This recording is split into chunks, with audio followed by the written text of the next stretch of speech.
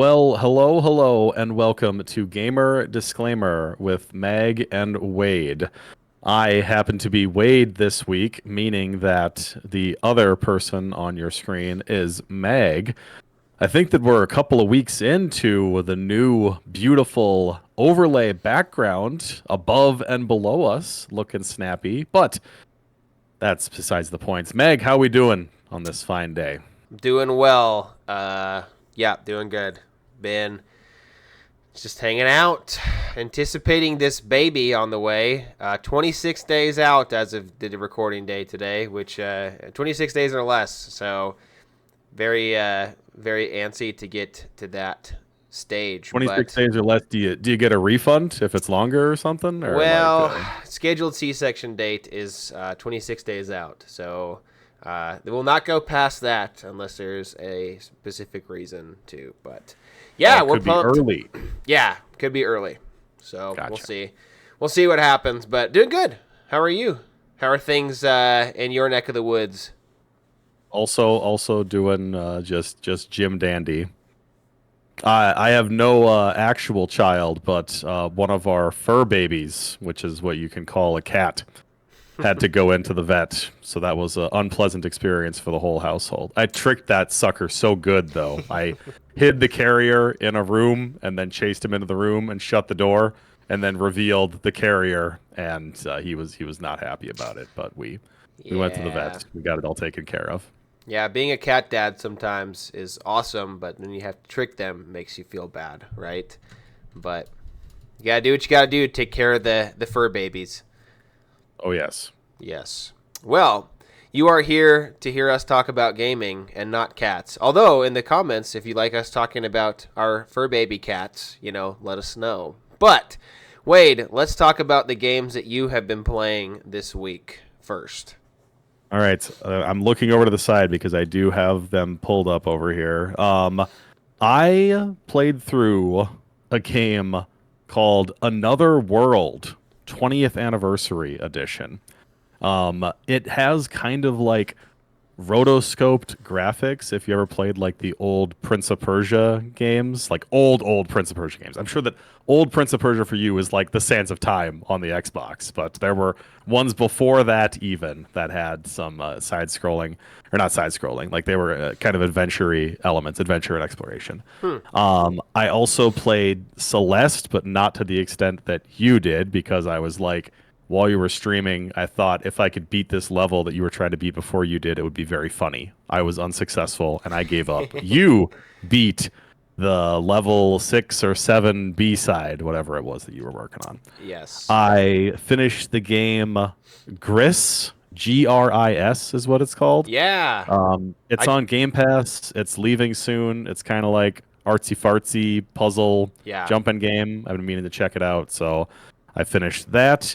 And I've been playing Elden Ring as well. Woo. Yeah, you've been deep into the Elden Ring. I am surface level in Elden Ring. I have beaten just a handful of bosses, entirely undeserved, every victory that I get because I'm using every scrap of cheese that I can get. But I'm Okay. I'm pushing onward. I got eaten by a chariot and then ended up in a volcano. That is a sentence of a thing that actually happened in Elden Ring that I was Huh. very confused by. But Interesting. Yeah, I have not played Elden Ring, but you have deserved it. If it's in the game, it is not cheese. It is meant to be in the game. So it is a thing that makes a hard game fun. So if you missed that episode, go check it out, episode 6.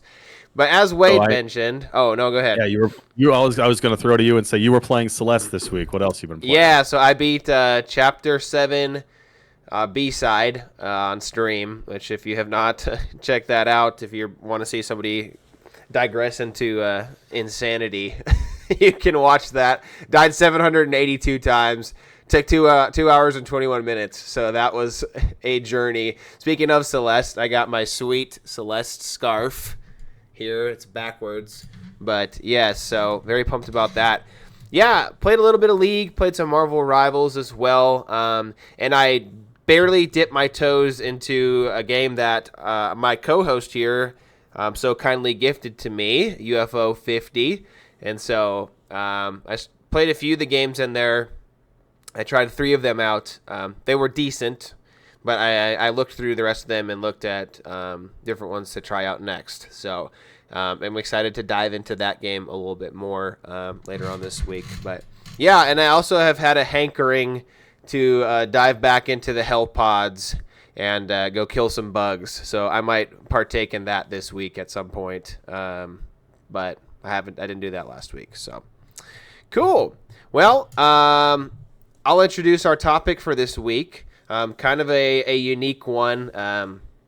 Had a crazy idea, and it's kind of like a two-sided statement, and so we'll go through each of them. So thought it would be fun to discuss our favorite games that no one has heard of, and then on the flip side, our least favorite game that everyone has heard of. So kind of like a hidden gem, and then I don't know if you use it haterade. Well, I don't know if it's overrated, but a game that like other people have heard of, other people might like it, like large majority of the population that play games, but they're just not our favorite game or our slice of tea. And there will not be any roasting of JRPGs, at least from my end, in this episode.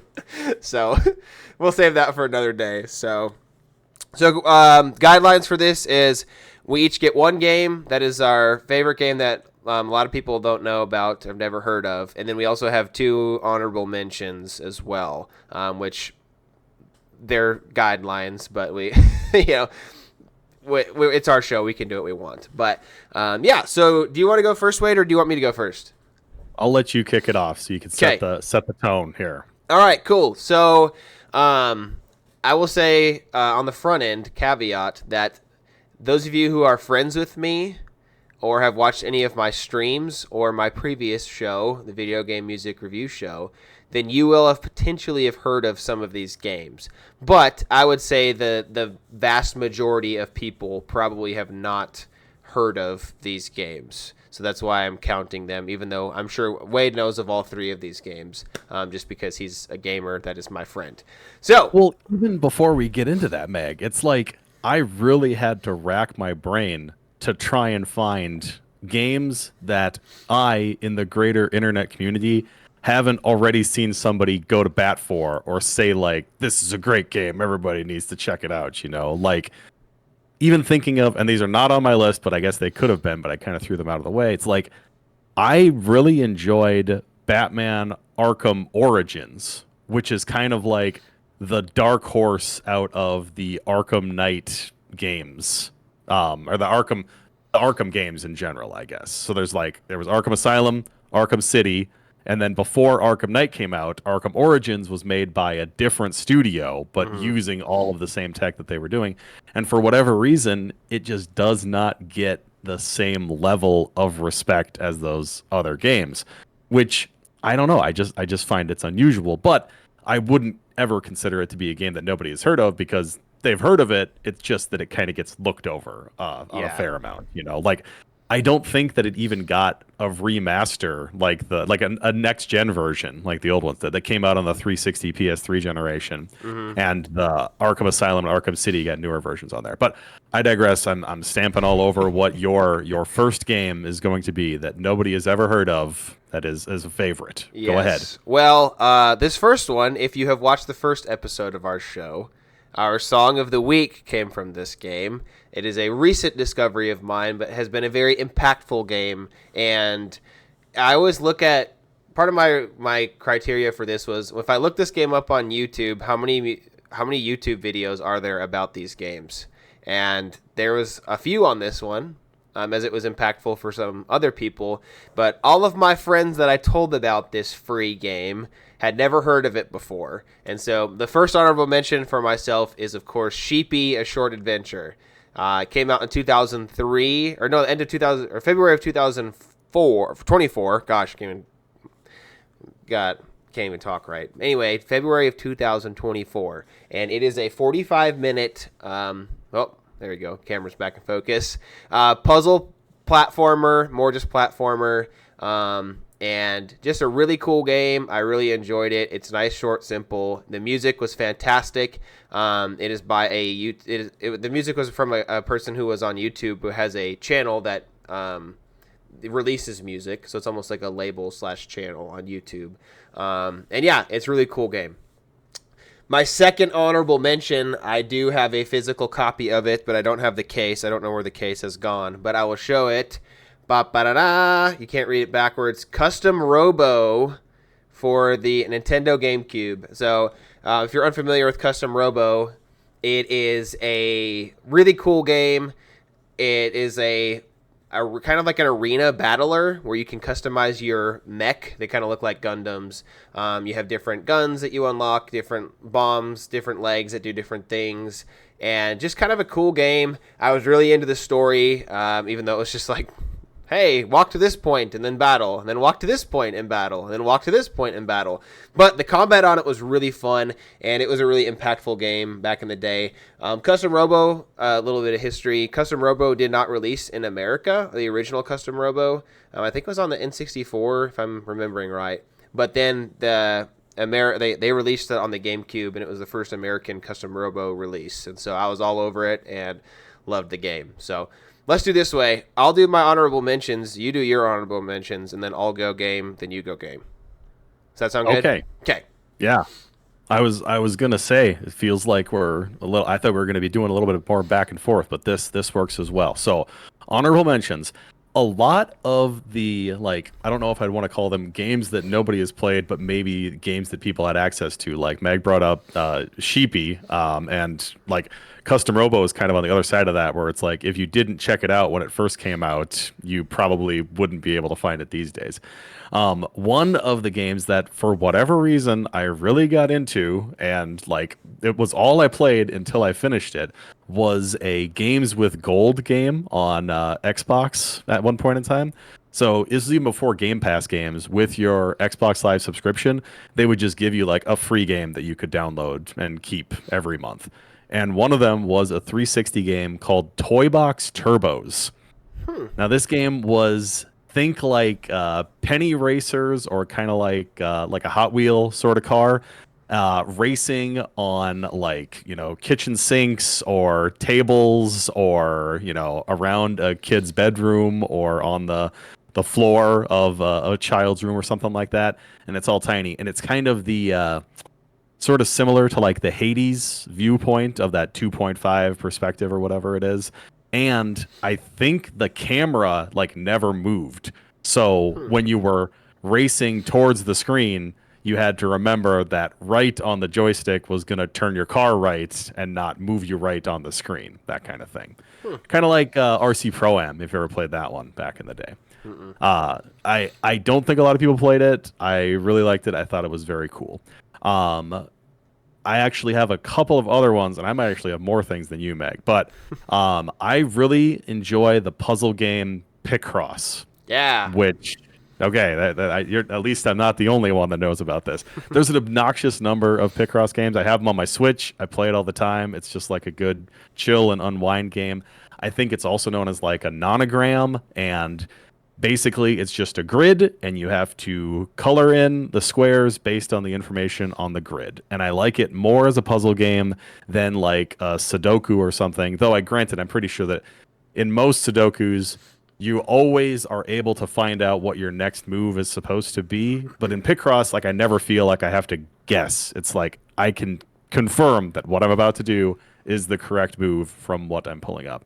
And the extension of that, there was a Picross 3D game for the Nintendo DS that instead of on a flat surface, it had you like, felt like chiseling almost. And it was really well accentuated to the stylus controls, because you would like hold down L on the D-pad, or you would hold down a button, and then when you tapped the screen, it would chisel away at the blocks. And then you could also mark them and say, no, don't get rid of these. Like, these are keepers. And it was a lot of those things where it's like, okay, of this whole row, there's 3 blocks that are going to be all in a row. Don't remove them. That's what needs to stay on there. I also really liked the Katamari games. Those were kind of my recent discovery that I had seen so many times. And like, what the heck even is this game? Actually, I have one sitting over here. This is the re-release for the Switch, and it's just a giant ball of trash. You just roll a ball around and you collect everything until you get large enough to collect larger things. Then you collect more things until you can collect even larger things. Like it's great. Um, and one last one, and I feel like I have too many honorable mentions. I feel like we should have maybe led with our headliners and then gone to the honorable mentions, but it's too late now. The ship has sailed.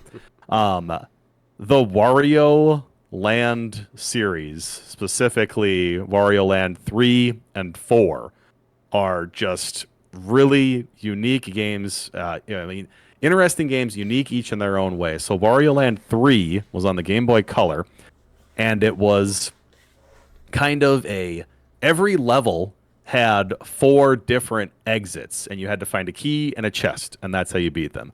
So you had to do a lot of revisiting to old levels after you unlocked new powers, or by beating a level at the end of the level out of the treasure chest, you would get a torch, and then it would show a little cutscene showing that, well, now these areas that were too dark before are lit up, and they're revealing a new door that you can go into that you didn't know about previously. So just being able to go through those things. And then Wario Land 4, I believe, only had one exit in each level. However, every level, when you beat it, when you got to the end of the level, or I guess the middle of the level, you hit like a frog on a timer, I guess, and that opened up your escape route, but it put a timer on the screen as well. So every level all of a sudden became a speed run after you had been leisurely exploring through all of these levels.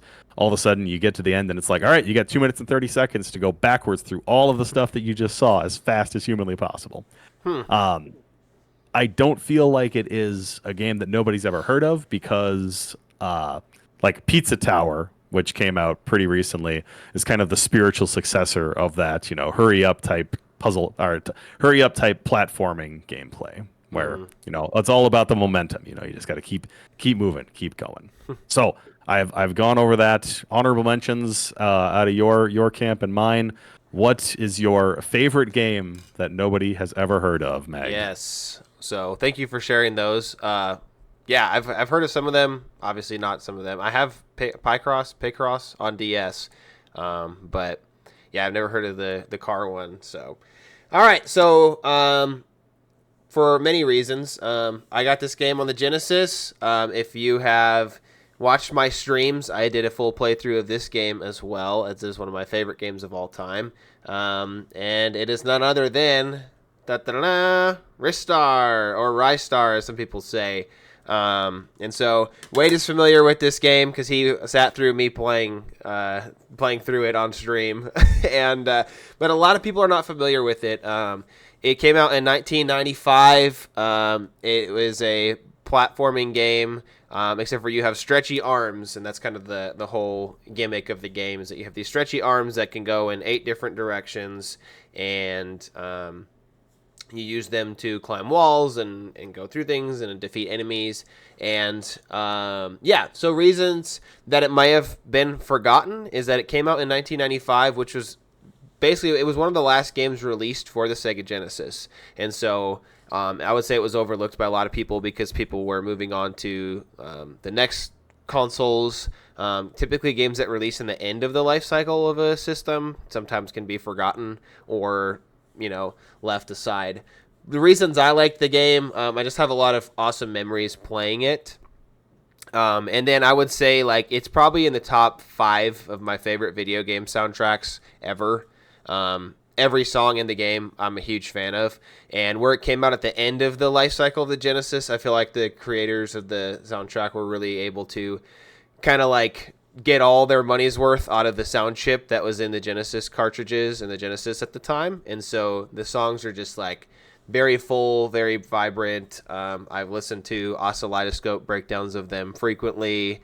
And yeah, I just really like the game. It is difficult. It's not an easy game by any means, but it's also very approachable. You were able to buy it on Steam before Sega took off all of their classic games off of Steam, and now you can't buy it anymore on Steam, which is a huge bummer. And so I'm not actually sure where you can get it anymore. Obviously, you can emulate it and things like that. But just the colors, the music, and just the gameplay itself were just really awesome. And so that is my favorite. Just some stuff I looked up. A lot of video, average between an 8 and 9. I'd say 8.5 out of 10 on most ranking systems. So it is still like a good game as well. But there's no sequel for it. And this is the only game that he is a part of, other than he is the Flag Man in Sonic All-Stars Racing Transformed. So it is kind of sad to see that it is a one-and-done game and gaming franchise, but this is it right here. Ristar, or Rystar as people say, is my game. So what do you think about that one, Wade? We can talk about the favorites. We can talk about them. I'll pass it. Yeah, I mean, I'm kind of curious to see, because I know that I have a Genesis collection on the 360, as well as a physical copy of some collection on the Xbox One. Then I wonder if Ristar is in. It's on one the or one, both of those. I think. It's on the one on Xbox One, I'm pretty sure. Okay. Because I have that one. So, yeah. Have you ever played Ristar?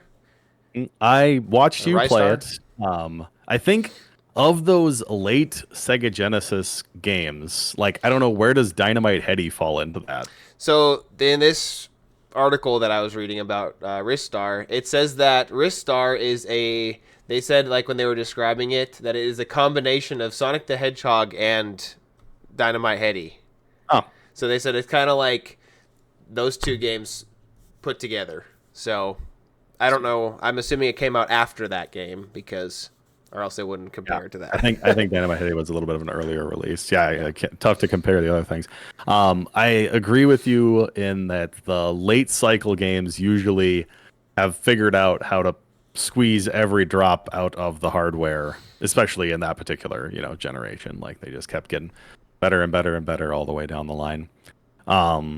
Man, you really did your research. You looked up review scores and all these different things. Well, I have it pulled up here on Wikipedia, but I did look ahead. I did look in advance. So, very good. Very yes. Well, tell us about your game, Wade. So my game is another one of those games with gold games that I just got, gifted to me by Xbox, and I don't know, it just really resonated with me. The title of the game is called Might and Magic: Clash of Heroes. Now, there are a lot of other Might and Magic games. Like, it's kind of like a Dungeons and Dragons, or it's not a Baldur's Gate kind of situation, because I think Baldur's Gate also has some Dungeons and Dragons influence. But, like, Might and Magic, I think, was one of those, like, pen and paper, like, tabletop RPGs or something like that. This game is primarily, like, a versus puzzle game where, through the main story, you are playing against another computer-controlled opponent, and you're sort of playing like it's like a match game where you can select, you'll drop your units onto the field, and it's all grid-based, of course, like a nice square grid. You'll drop your units onto the field. If you make a link of 3 units in a vertical line, then they will attack, or they'll start a timer for when they're going to attack. If you make a link of 3 units in a horizontal line, then they will build a barrier which will defend your base from enemy attacks. And that is the most rudimentary explanation of what it is, but it just kind of, I never really got into, like, your Bejeweleds or whatever it is, your match games like that, or I guess Candy Crush. Maybe if there's a least favorite game that everybody's heard of, it might be Candy Crush, where I've just got all kinds of, I'll drink the haterade for that one, I suppose. But it's a puzzle game that, I don't know, it just introduced things at just the right pace where you always felt like you were, succeeding and that you were going to be able to figure these things out. Have you ever heard of Might and Magic: No, Clash of Heroes? I have not at all. It so it came out. It was a digital release on the Xbox 360 and PS3 generation. I Okay. have to assume it also came out at PC at that time. It also came out for the Nintendo DS, Okay. and I did, not researching review scores, but just for my own personal game, see that there is a physical version of like a deluxe edition of it that was released for the Nintendo Switch, which I might Huh. have to try and track down because I do like this game a whole lot. Cool. Yeah, I'm definitely. I want to. I'm interested to check it out and to see videos of it. And as we showed y'all the gameplay, a little snippet of it within the episode here. But yeah, that's cool. I love this kind of stuff because there's so many games that I'm learning in like the indie scene that I've never heard of, and it's just like, man, like this is so cool. What a cool idea! And so I see a theme of some puzzle games in your library of things, but yeah, it sounds interesting. So, and of course, getting those free games is very clutch because they used to do that all the time, which was very nice of them to do that. Yeah, and then So now they moved anything that would be that now they've pushed into Game Pass. So yeah, well, and you have that. So continuing on with the free game. So tell us again what it was called. Might and Magic: Clash of Heroes. Okay, check it out, everyone. In the comments, if you have a favorite game that nobody's ever heard of or a game that you really like, let us know what your favorite game is that most people have never heard of, so we can check them out as well. But we're going to move on to our second half. Well, not half, but second segment of this, in keeping our episodes swift and moving along. Our talking about our least favorite game that everyone has heard of, and so I can go first with that. And I don't think this is a super long discussion because I don't want our show to be filled with negativity and haterade. But my game on this list is none other than Minecraft. So I'm gonna catch a lot of heat maybe from people out here. I have played.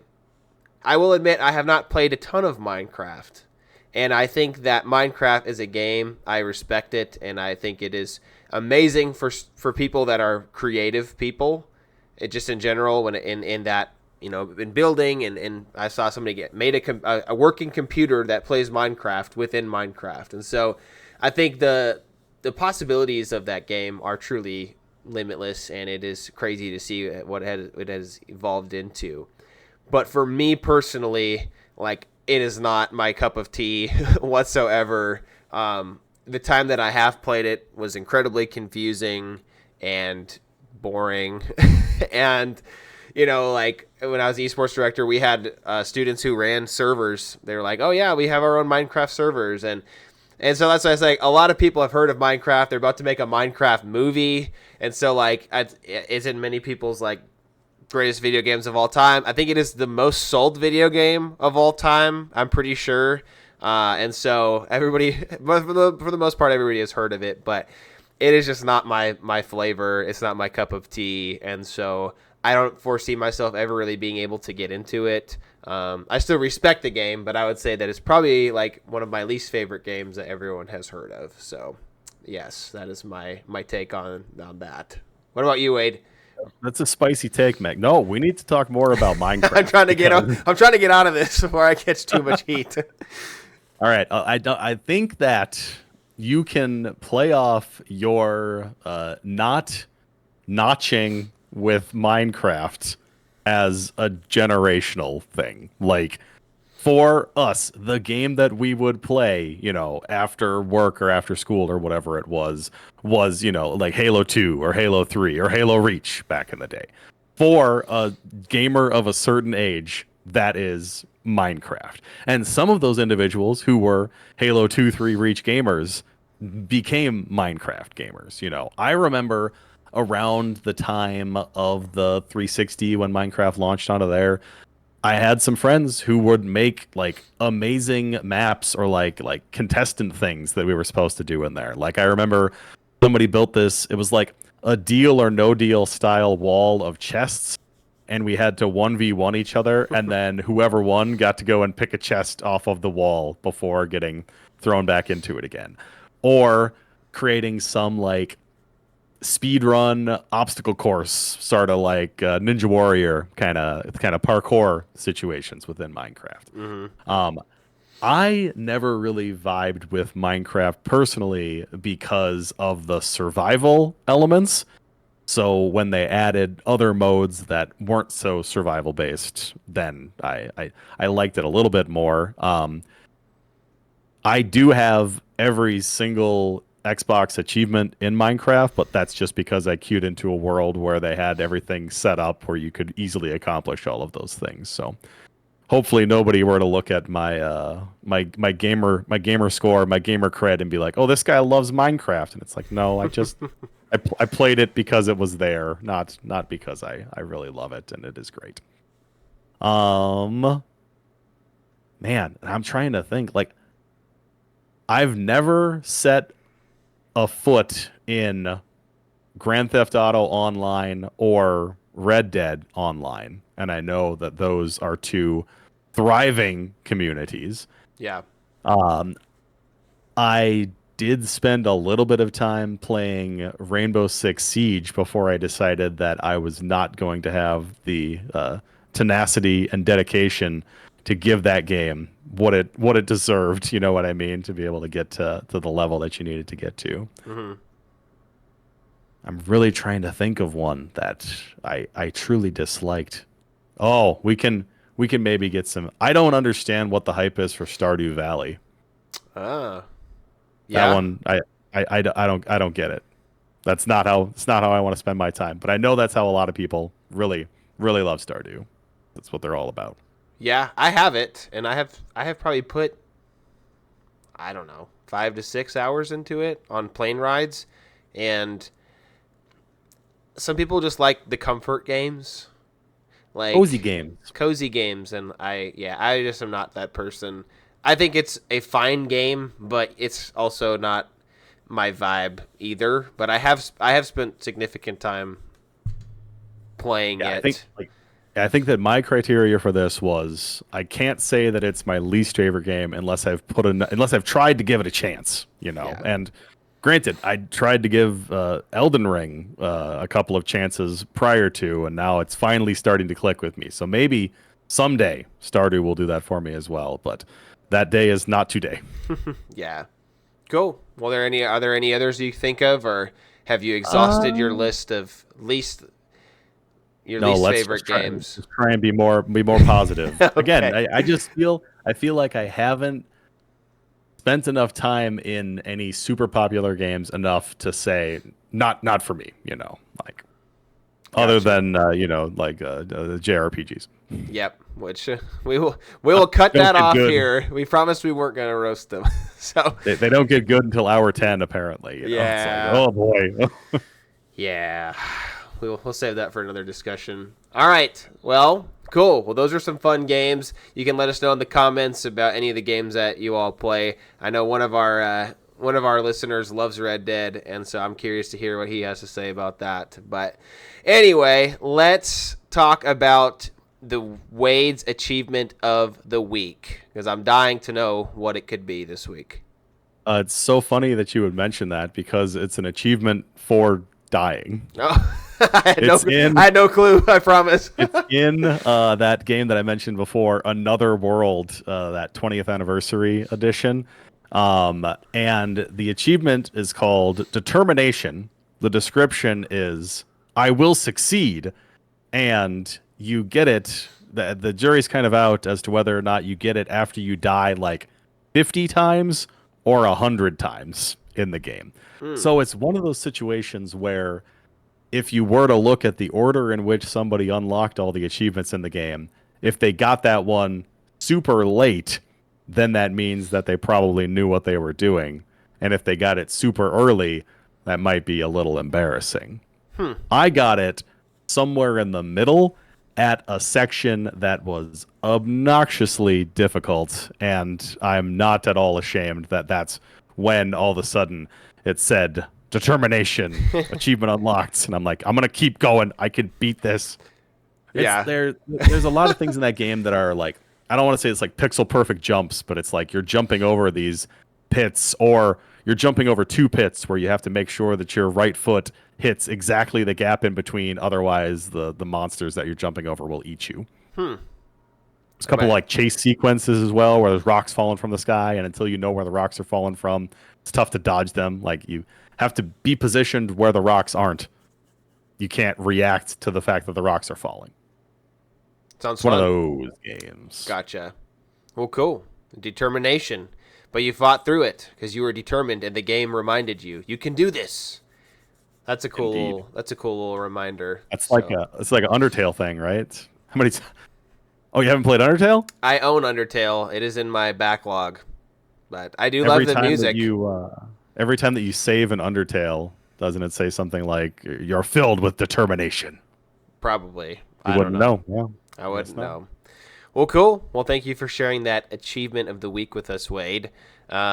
This week's song of the week, as we transition out of another beautiful episode of our great show, comes from a previously mentioned game, and all I can say is, if you know, you know.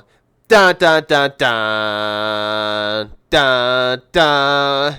It is a Cup of Liberty from Helldivers 2, and as you are getting ready to launch towards the bugs or the robots, and now the other Illuminates, or whatever they're called. Super Earth. For Super Earth, it is the coolest song, and it's always the same, and you lock in, and it's just, the horns blaring are just so awesome, and I will just, like, sometimes listen to this song in my car when I'm just trying to get pumped, because I'm like, let's go, like, ready to do this. I'm ready to go take on these bugs or whatever we're doing, and it is just a really cool song, and it is Liber-T, as it's great. So, have you heard that one before, Wade? Oh yeah, you can't escape it. It's Okay. everywhere. Yes. Well, if you haven't heard it before, you're in for a treat. But I'll share that at the end of the episode here, so stick around for that. But yes, so that concludes our episode of Gamer Disclaimer, episode 8. And we appreciate everybody who takes the time to watch our videos and give us feedback and things and comments and things like that. So, Wade, go ahead and send us off here, pal. I made sure that my mic was plugged in this week. Last Yes. week we had a bit of a snafu, so we've rectified it. We've cured it. But yeah, it's Gamer Disclaimer episode 8. We're gonna make it at least a double digits so that we can break the ceiling on Meg's previous accomplishments with his other shows. So We'll make it, no problem. I'm confident. So cool. Well, that's it. That's all we got. So we'll see y'all next week. Thanks for watching and have fun gaming. Peace. Till next time. Bye. Bye.